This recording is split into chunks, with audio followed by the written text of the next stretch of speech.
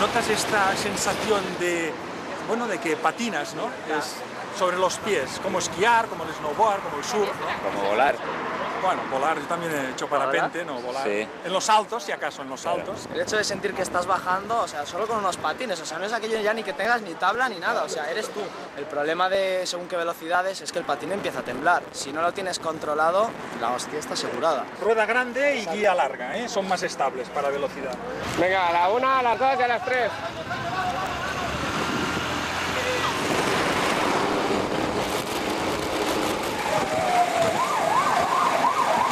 Es suavecita, es una bajada suave, a veces bajamos por bajada más fuerte, como puede ser Montjuïc. ¿Dónde vamos? ¿A dónde? Donde están los agujeros de Renfe, por eso no sabemos por dónde pasar, porque como han cortado bastantes calles, ¿Por qué venís de madrugada? porque no hay coches, sencillamente, y podemos hacer esto tranquilamente sin ningún problema. Menos peligro, ¿no? No hay peligro ahora, a estas horas. Estas son las obras del AVE con los agujeros típicos. ¿Estas son las famosas obras? Ahora vamos a subir Montjuïc. Esto lo hacen los colgados. A estas horas ya, después de toda la ruta, el cansancio se nota.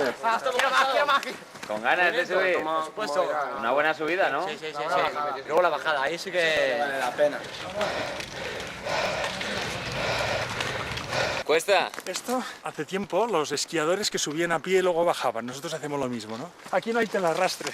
Ahora viene lo mejor.